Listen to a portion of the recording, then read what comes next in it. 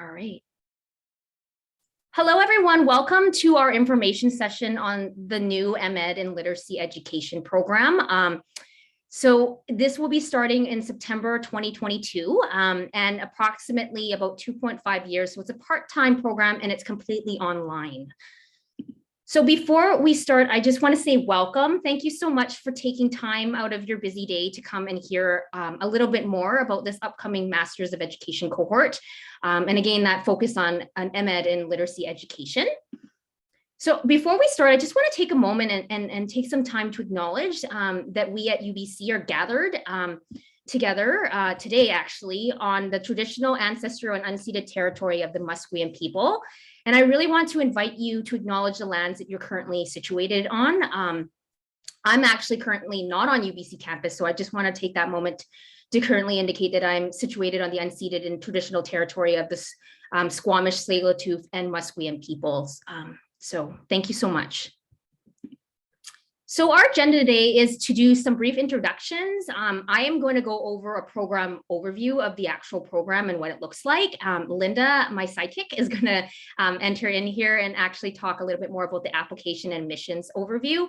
And then we're going to spend some time with some Q&A so that you're able to ask the questions that you might be having.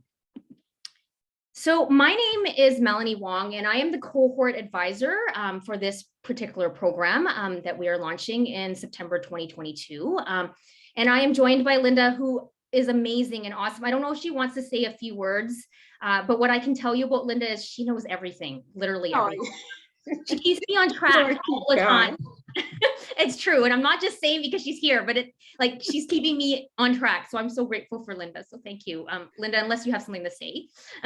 Just want to welcome everybody, and like Melanie said, I'm going to be speaking later about the program costs, the documents that you do require in order to be admitted, and about the admission process, and a little bit about different things. Thanks, Linda. She's awesome. So that being said, without further ado, I just want to go into that program overview and give you a little bit of an understanding of our program. So again, I already introduced myself. I'm an assistant professor of teaching in the Department of Language and Literacy Education. And so just to give you a little bit more of an overview about our department, in case you aren't familiar with Department of Language and Literacy Education at UBC, we are situated in the Faculty of Education. Our department is a collective of educators committed to social justice in our work with students, colleagues, partners, and community members. We are leaders in language and literacy education. And just below there, you can see some of the different areas that we do research in and our faculty does. So there's just a lot of knowledge that's in our faculty. And this is one of the things that we bring to our program is that research piece too as well. So just a little bit more background about the program that I'm currently introducing you to. The following program is really intended for K-12 educators and working professionals who are interested in pursuing a Master's of Education in Literacy part-time. So we recognize, like many of you, that you are working full-time, that you have lives outside of just doing a graduate program. So this program is really designed for those individuals that are seeking to do a graduate program but can't necessarily do it in a full-time on-campus type situation. So this is really an ideal situation for those that are really seeking that part-time opportunity. So the primary focus of this Master's of Education program is really to connect research to practice. Our graduate students will have an opportunity to read and engage in the latest research. Now, this program aims to personalize the learning for each admitted cohort. Now, what that means is, depending on each cohort's learning needs, adjustments to the way we will deliver the courses will be made. And I'll explain a little bit more about this as I go through my slides here. Students will be encouraged from the beginning of the program to really engage in self-inquiry. One of the most beautiful things about doing a graduate study or graduate program of any sort is that idea of inquiry. And we really want to welcome you to bring in your own self-inquiry by bringing your personal questions into the synchronous or asynchronous conversations and exploring the answers to these questions for your course assignments and graduating project. So really thinking about what are some questions that I have personally around literacy education and so forth. They're not, there's nothing set in stone in that sense, that you can be bringing in your own personal inquiries. Now, that being said, one of the other features of our cohort is we want to make sure that we're doing what we need to do to support our students in the best way possible. And that is through what we're terming cohort town hall meetings. So on a regular basis, maybe once a term, graduate students in this program will meet with me, the cohort advisor, in the cohort town hall meetings. And this is an opportunity to really check in with the members of our graduate cohort. But also this is an opportunity for us to have discussions about what's working, what's not, and what we can do to adjust the courses to support you in your graduate journey. The other part of it too, as well, is at these meetings, there's an opportunity to select a cohort choice elective, which I will go into a little bit more detail, but that essentially is there's one elective that everyone in the cohort will have an opportunity to select. And that course will be designed specifically for the needs of the cohort. So right here on the screen right now, which is also on the PDCE website, is the actual proposed schedule. And you can see that these are a tentative schedule, and this is what we're hoping to give you an opportunity to take throughout your program. I'm going to go into more detail about this. So we're looking at it right now, but let's go into a little bit more detail in the next slides.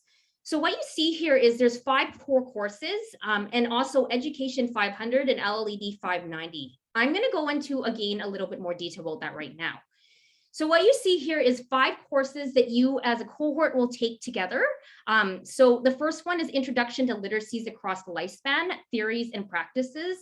Then you're going to be taking LLED 558, which is Literacy and Multimodality, and Education 500, which is the Introduction to Research Methods. So if you were taking a program on campus, you also need to take this Education 500. And basically it is that introduction course to like research methods and so forth, and that overview of research too as well.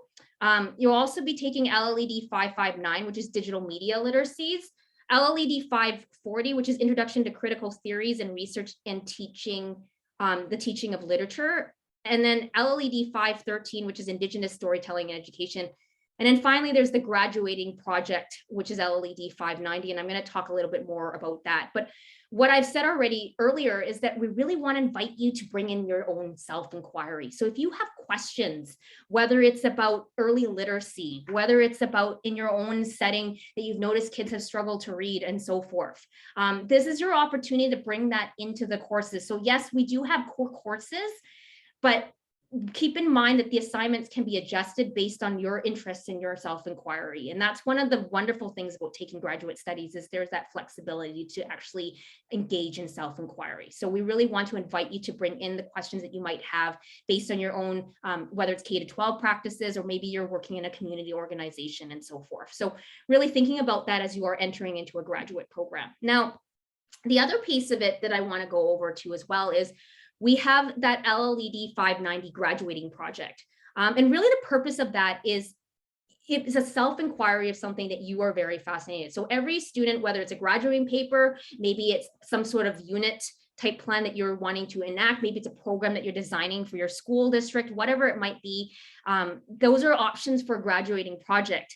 But ultimately, what we'd like to do is do a virtual graduate student conference to really celebrate the learning that's occurred over the course of the program. And this virtual graduate student conference will be open to not just us as in the presenters, our cohort, but also to the greater community of UBC and beyond. So this is really a great opportunity. It's great on your CV, actually, to have an opportunity to go to a virtual or graduate student conference of some sort. I know that when I was a graduate student, I had many opportunities to do that. And it's a great way of sort of sharing the work that you're doing and also celebrate the learning that's going on. Now, the next part I want to talk about is those potential elective courses. So there's 9 credits that you can take. I've already sort of talked about that cohort choice elective, but there's 2 other options that you can take. And what I need to say to you right now is sky's the limit. So I'm going to go a little bit more detail about that. So with the 2 electives, you can take many options, including those that are offered at UBC. If you're actually in the Lower Mainland and you'd like to take a face-to-face course, that's your option. You could do that as well. But if you're not, you have many other options, including that Western Dean's Agreement. So you may, for example, want to take a course that's available in the area or the city that you're living or wherever you might be, or maybe it's an online course that's available at another university. As long as I, the cohort advisor, approves of it, and we can actually allow you to take that. So there's 2 electives that are basically sky's the limit. You can take whatever it might be that might be of interest to you. Now, that being said, I did mention the cohort choice elective. And again, that is a cohort choice elective that's selected by all the members of the cohort of graduate students. And that's something that you would talk to me during a cohort town meeting, and we'll determine what type of elective will be designed for this particular graduate program. So those are 3 electives. Hopefully that sort of answers some of your questions around that. So just briefly, before I let Linda, the amazing Linda, take over, I want to give you a brief program highlight summary. So again, this program starts in September 2022. It's approximately 2.5 years. It's a part-time program. So really the whole purpose of this is we recognize you're busy people, and that if you want to pursue a master's degree, well, here's your opportunity to do that in a part-time way. And it's designed with the purpose that we know that you're working at the same time as well, or doing what you might be doing in your life. So again, just briefly, 5 core courses that I've already outlined earlier in the presentation: Education 500 and LLED 590, which is your graduating project. There are 3 electives. 2 of them are ones that basically sky's the limit, you can take whatever you want. And then 1 cohort choice elective. And another piece of it as well is that we're going to have a virtual graduate student conference at the end of the program to celebrate the learning that's happened. So without further ado, I'm going to let Linda take over now. Thank you so much, Melanie. You're very, very kind. You are the one who's really amazing there.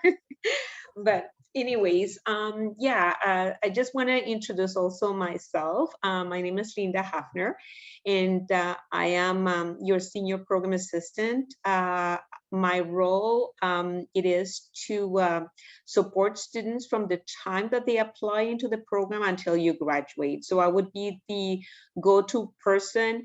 If I will answer all of the questions that it has to be like administrative questions, anything that it is program related, such as courses and so on, that would be Melanie who will be able to answer questions.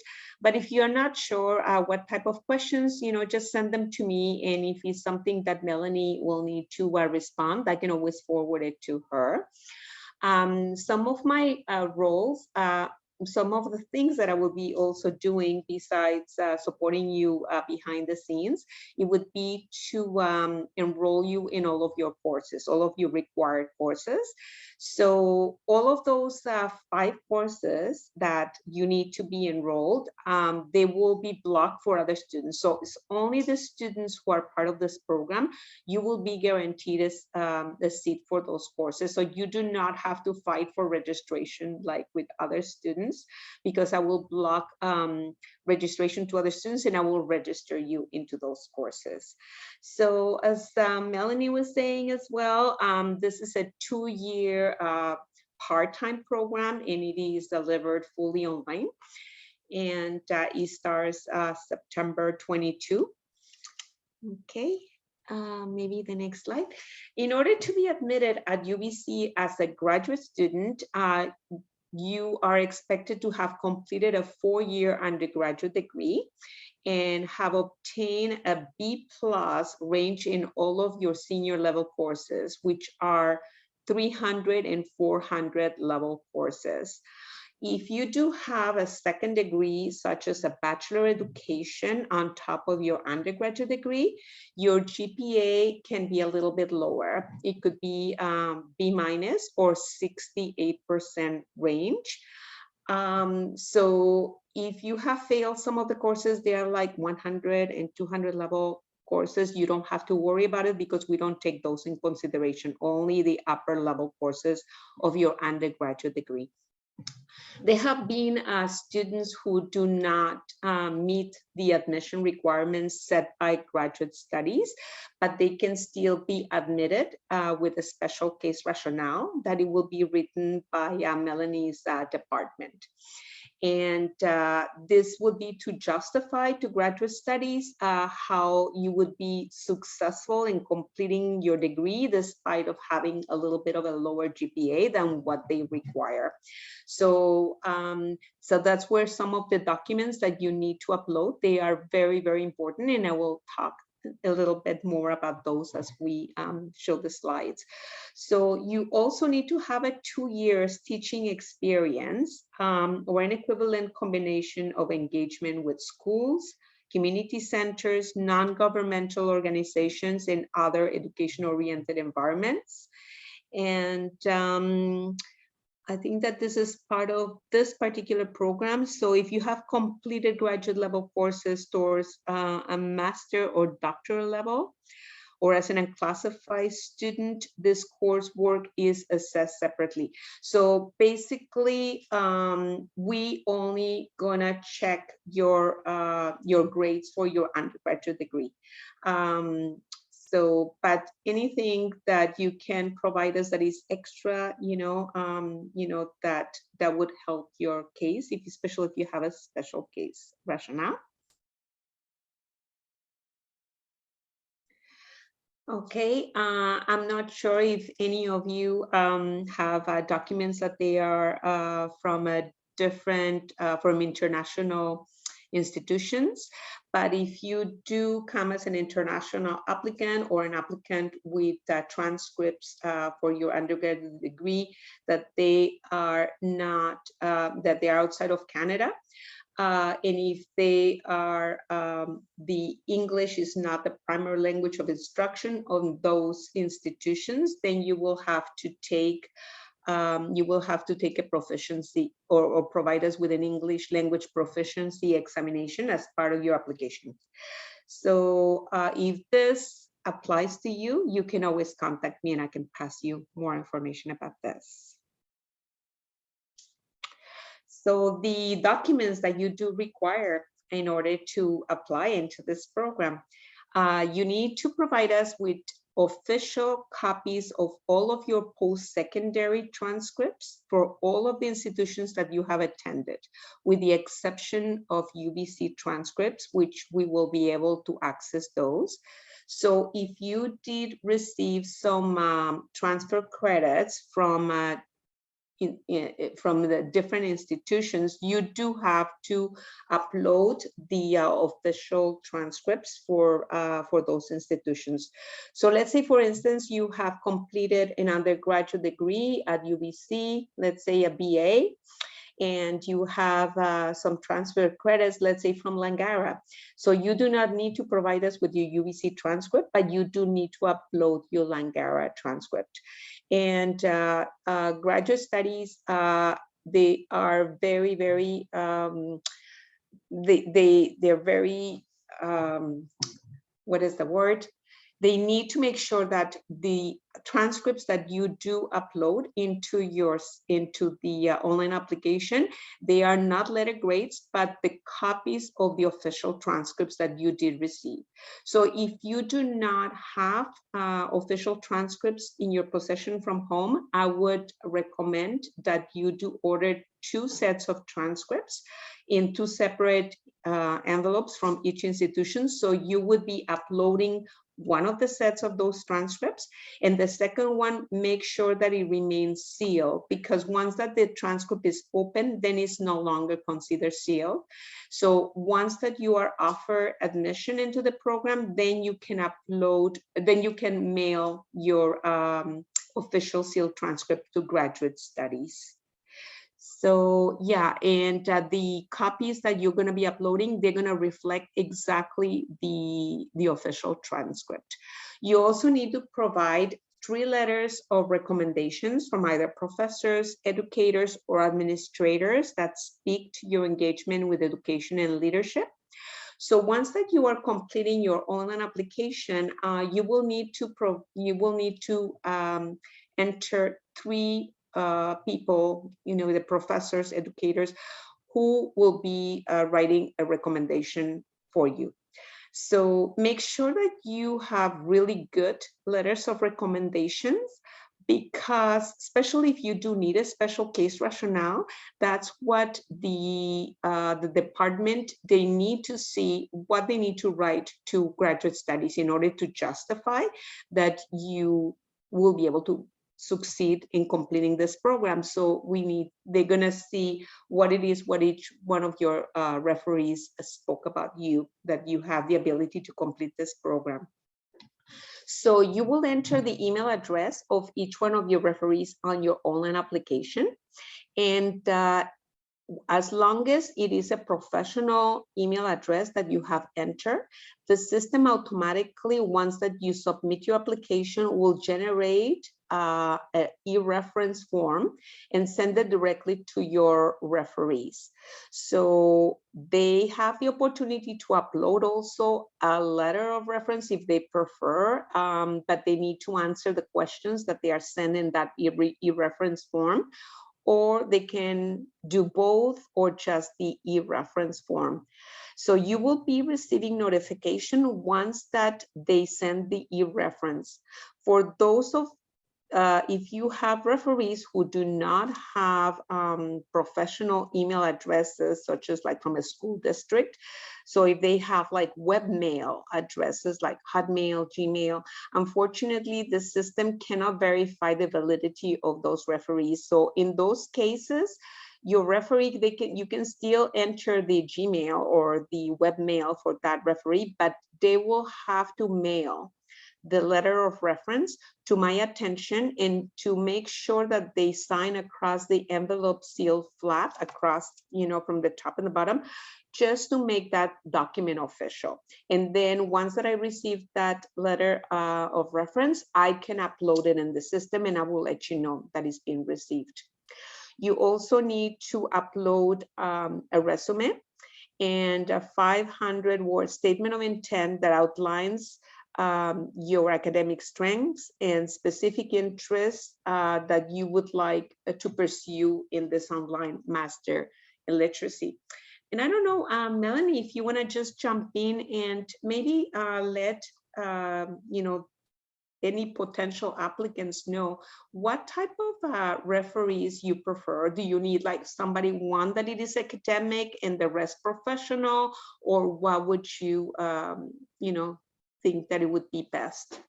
I know that many of you, because I got an opportunity to talk with you when you came in, are in a K-12 setting, and certainly I think school administrators are fine too as well, and many of us are pursuing a master's a lot later after doing our undergraduate, so we may not have access to a professor or someone of that sort. So I don't think we're too picky. I think the main thing is we really want to make sure that these recommendations really speak to your strengths and speak to why you want to do this, pursue this master's program. So Linda earlier, and Linda, hopefully you're okay, I'm jumping a little bit around, but I was thinking a little bit more about that 500-word statement of intent. So if you are not meeting the criteria that UBC, the Faculty of Graduate Studies, has specifically, it is really important, and this is for me to let you know that you are very clear in your 500-word statement of intent. Like, why do you want to do this? Why would a master's in literacy education be so beneficial to you, right?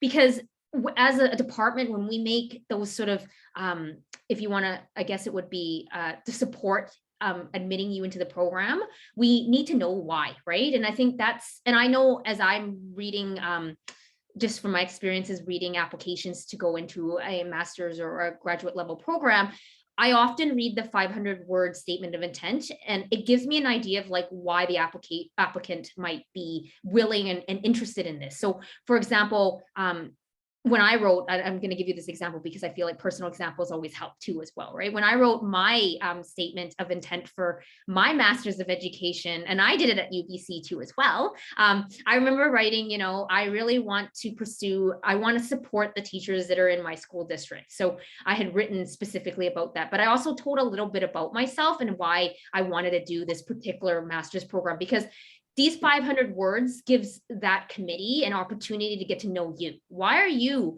pursuing this? Like, we want to know you as a human being. It's not just about your grades. Like, Linda's going to pass on your transcripts and so forth to the committee, but we want to know you as people, right? And that's important too as well. So make sure that when you are writing that 500-word statement of intent, that you're telling us a little bit about yourself and why this might be supportive of the work that you're doing.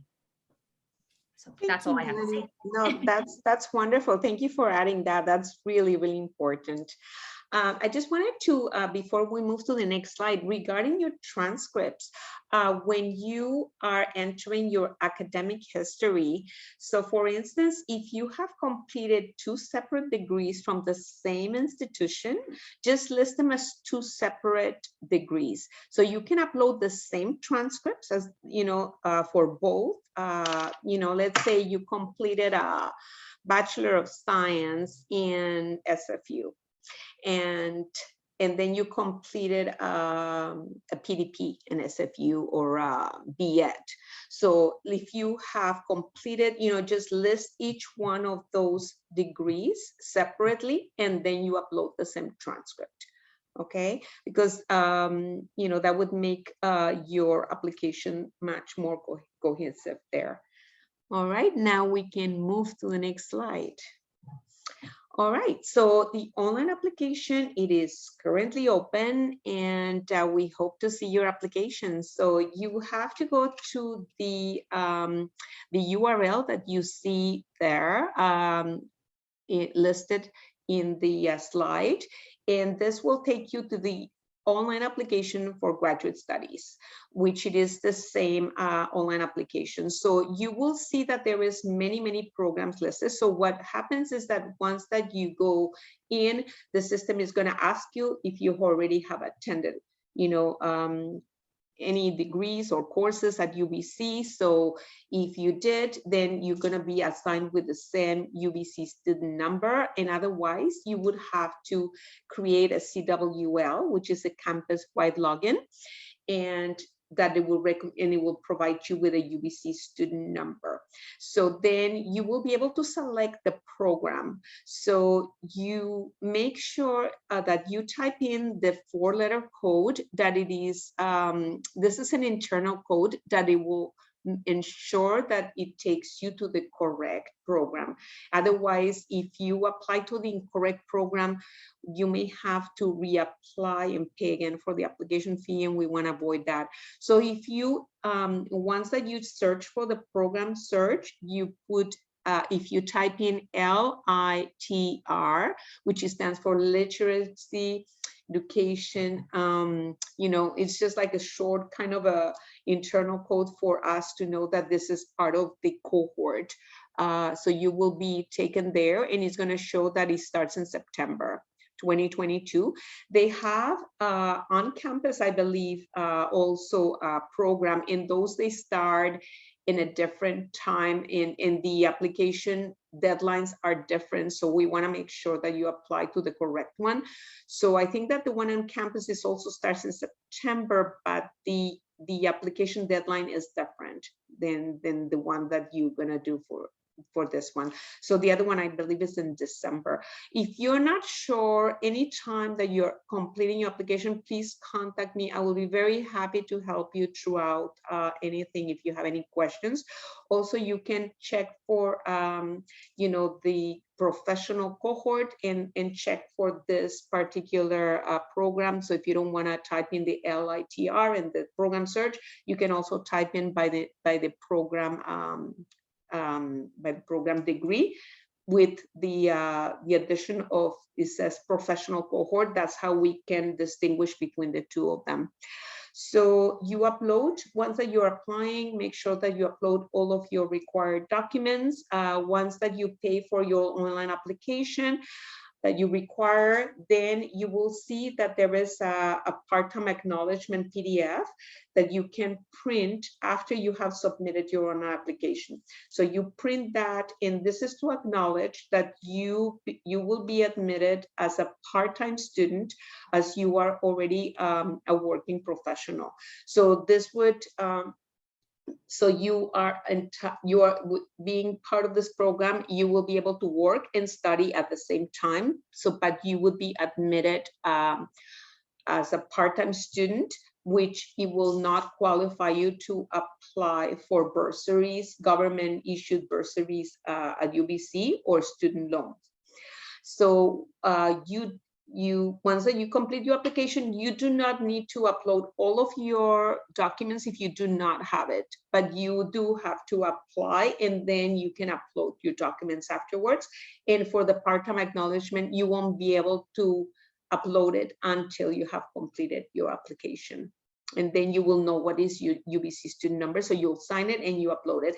If you're having any trouble uploading any of your documents, you can always send them to me and I can upload them on your behalf, right? So, okay. So the application deadline for this program is March 15. That means that after this date, you can no longer apply for this program.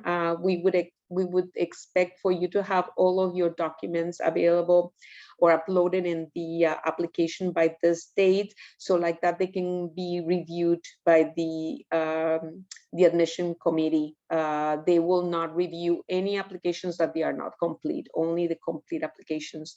The application fee is $110 for domestic applicants and $168 for international applicants. So yeah, okay. The cost of this program, so the program is Master in Literacy Education, and this is what you will see also in the program search when you do either will say the same as the title that you see it like that with professional cohort added to it, and that is just to distinguish that this is the one that you're doing online and not at UBC on campus. The domestic tuition currently is set for this program at $15,752 and change for domestic tuition. In international students, they pay $16,997 and change Canadian. Payable over 8 tuition installments 3 times a year. So each tuition installment, it is currently $1,969 and change for Canadian students, and for international students, it is $2,087 and change. So you will be paying your tuition 3 times a year. So your first tuition will be assessed in September when your program starts.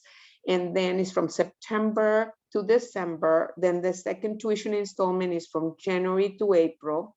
And then it goes from May to August. So summer, even though that they have courses that they are summer 1 and 2, but your tuition, it is 1. So it would be, you know, from May to August. So those are the 3 times a year, and you pay it 8 times altogether. So you are paying for your tuition as a program, as a full for the full program, not per course base. So some students, they get very confused and they ask me, you know, oh, I need to get some funding, but I need, you know, how much it is for the summer course that I took. So you're not paying per course base, you're paying for your full program. But you know, the good news is because you are paying for your whole program, you are not limited to take only the 30 credits that they are part of this program. So if you want to take additional courses while you are in the program, you can take them, as long as, but you have to check with Melanie to make sure that you're not taking, you know, more courses than you will be able to complete. Because if you do fail any of the courses that they are, even if they are not going to be counted as part of your program, and they are, and if you have a failed grade, you will not be able to graduate. You can audit the courses if you have one course that you're really, really interested in taking. And as long as the instructor is okay, then, you know, you can audit the course just out of interest. So you will not have an exam or fail that course. But if you really want to take something that you're really interested, just talk to Melanie and she will let you know when it would be a good time to take it. So as long as you haven't completed your program, you can take more courses. And your tuition is payable in Canadian dollars and reviewed by the Board of Governors every May of each year. So the tuition that you see here in the screen, this is for now. So May this year is gonna be raised most likely, because it has been happening every year, by approximately 3% each May. So you can count on having a little bit, you know, higher tuition every May. Okay. So that's for your tuition. So at UBC, all of the students, they are student fees on top of your tuition fees. And the largest fees that you will be having to pay, it would be for the UPass or medical and dental coverage. So if you, only for students who are taking this program, you know, from like a different province or a different location, like if it's in Victoria and you cannot use the Vancouver transportation system, then for sure you will be able to opt out for the UPass. And for the medical and the dental, you can opt out if you already have coverage. So for the medical and the dental, you opt out it's like a 1-year coverage. So it runs from September all the way to August. So each term, it could be different of what you get charged. So September would be the one that you would be charged the most because you are, you know, the medical and the dental fee is added to your fees. And you know, because it is part of 1 year. But if you do have coverage, you know, by all means, you can opt out. And I will provide you more information about that once that you are admitted. So yeah, maybe we can go to the next slide. Okay, so yeah, so here is my contact information on the screen. And thank you so much for, you know, for attending. And I will be happy to answer any questions, or Melanie, if you have any questions for Melanie as well.